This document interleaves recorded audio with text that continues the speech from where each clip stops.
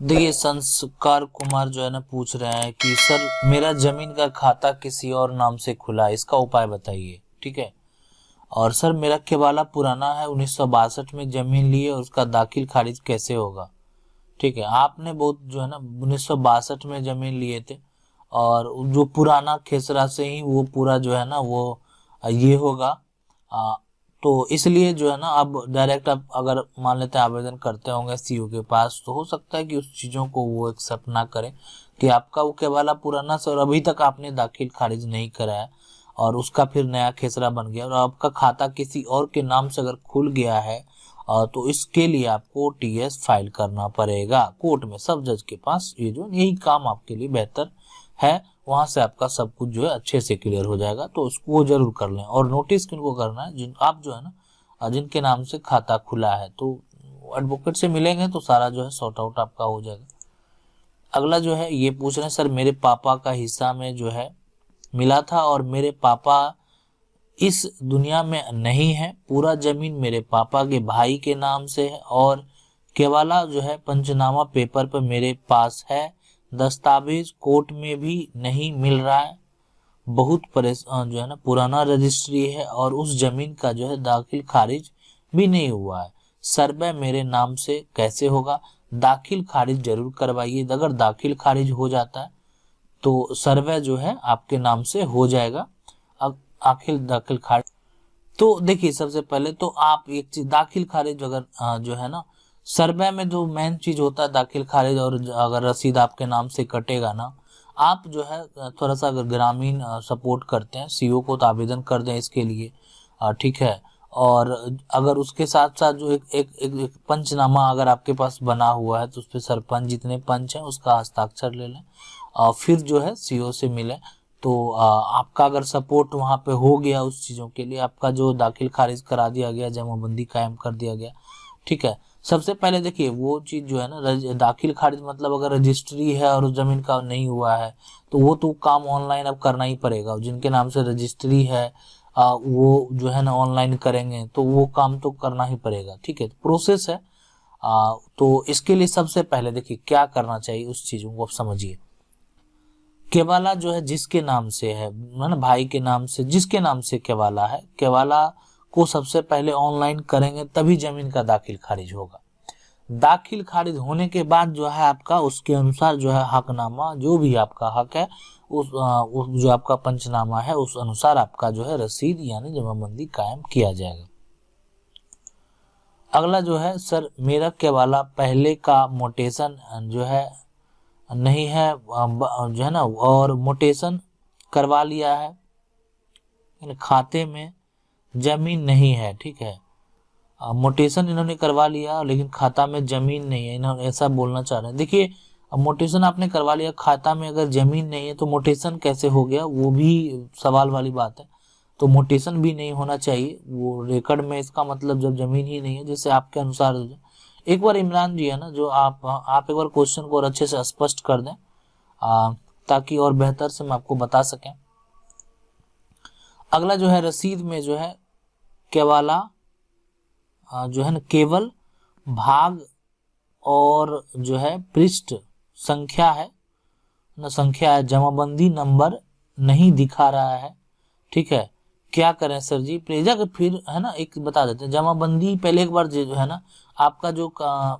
खाता खेसरा है उसके अनुसार आप जाके कचहरी में रजिस्टर देखिए, उस रजिस्टर पे जमाबंदी लिखा हुआ होगा और वहां से आप जमाबंदी आपका क्या है वो निकलवा सकते हैं। रजिस्टर आप कहेंगे आपका जो खाता नंबर है उसके अनुसार वो जो है आपको जमाबंदी आप जिस मौजा से आते हैं उसके अनुसार वो जो है आपको निकाल दिया जाएगा।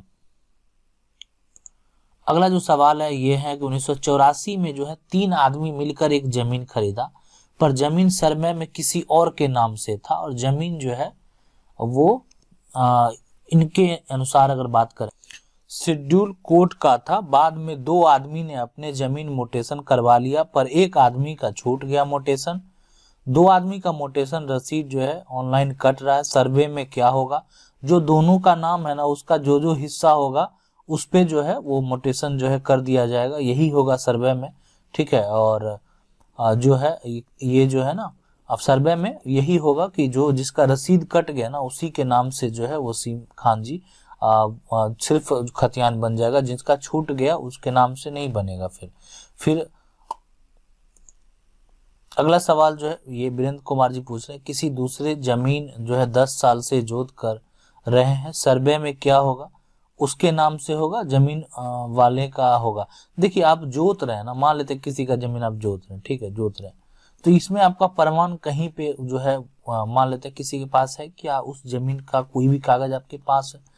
तो ये चीज है ना, जब तक जमीन का जो आदमी रसीद कटा रहा होगा फिर सर्वे उसी के नाम से होगा। सर मेरा जमीन घर में जो है ना जरूर हुआ है और ये बंदोबस्त हो चुका है, लेकिन जब उसका बंदोबस्त जो है पेपर निकालने जाते हैं तो बोलता है कि जल्दी खाता है ना, खाता लेकर आओ ना, खाता लेकर आओ। तो ठीक है, जमीन में आपका जो है ना, जमीन में घर है, मतलब आप ऐसा कहना चाह रहे हैं, और जो बंदोबस्त हो चुका है, जब उसका बंदोबस्त ये पेपर जो है निकालने जाते हैं तो बोलता है कि जल्दी खाता लेकर आओ। ठीक है ना, खाता जो है ना आपको अजय कुमार जी, खाता वो इसलिए बोलता होगा ना बंदोबस्त में,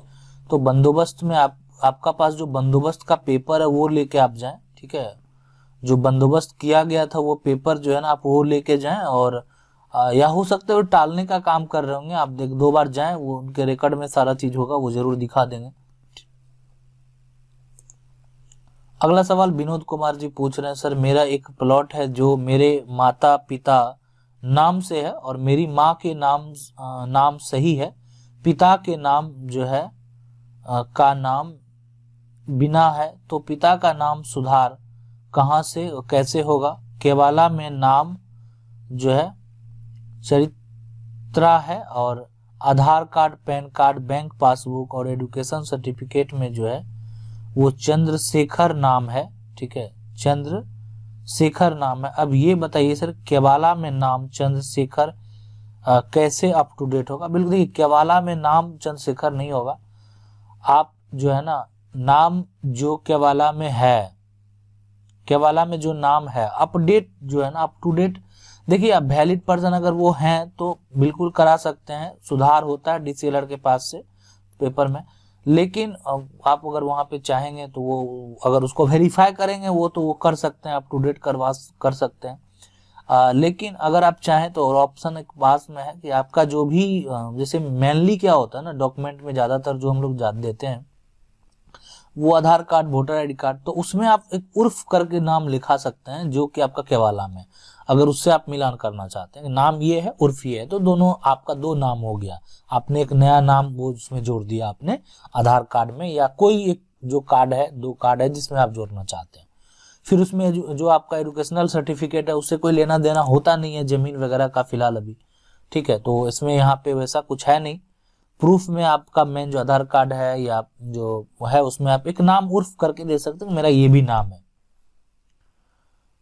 अगला सवाल देखते हैं, अगला सवाल है कि ये पूछ रहे हैं अमरेंद्र जी पूछ रहे हैं कि मेरा ससुर जी जो है छठ दादाजी के नाम पे जमीन था, वो जमीन का कागज मेरे पास नहीं है, क्या मेरा ससुर के नाम से हो सकता है? देखिए सबसे पहले देखिए जो भी उनके आप छठ दादाजी के नाम पे था जमीन, मेरा ससुर जी के छठ दादा जी के नाम पे जमीन था, वो जमीन का कागज मेरे पास नहीं है। सबसे पहले जो है ना उस समय का जो छठ दादाजी होंगे उनका जो भी जमीन का रिकॉर्ड होगा ना वो चीज आपको निकालना पड़ेगा, अगर उनका कोई खतियान होगा तो वो आपको निकालना पड़ेगा, पुराना खतियान होगा और पुराना से नया क्या बना वो भी आपको पता लगवाना पड़ेगा, और नया किसके नाम से कायम है कि आप ही के नाम से कायम है, हो सकता है ऐसा भी, ठीक है, वो भी पता लगाना पड़ेगा। तो लगाने के बाद जो है वो जमीन का वास्तविक मालिक फिर पुराना आपका हो गया, नया किसी और का हो गया, तो अगर ऐसा हो गया होगा किसी और का हो गया तो फिर टीएस करने के बाद वो आसानी से आप सारा संपत्ति ले सकते हैं, उसमें ज्यादा परेशानी की भी जरूरत नहीं है, लेकिन सबसे पहले आपको पुराना दस्तावेज जो है उपलब्ध कराना होगा, और ये सारा जो भी होगा वैलिड वो कोर्ट में होगा। अगला जो सवाल है ये पूछ रहा सर 1987 में जो जमीन का रसीद आवेदन सीओ के पास आवेदन एक्सेप्ट नहीं करता। देखिए बिल्कुल नहीं करेगा। 1987 में आपका जो भी होगा रसीद वो पुराना होगा, और पुराना लेके रसीद आप जाएंगे तो अभी उसका कोई भी मान्य सीओ के पास नहीं है। तो सबसे पहले जो आपका पुराना है उसका नया क्या बना, ठीक है, उसके लिए आप जो है आवेदन करें कि मेरा ये पुराना था और इसका नया ये बना, इसका ये हम हकदार हैं, ठीक है। तो वो एक संभावना है, एक संभव चीज है। आप अगर पुराना रसीद लेके जाएंगे तो उस बात के लिए कोई एक्सेप्ट नहीं है। दूसरा, अगर उसमें और कोई हिस्सेदार है और कोई अंश है,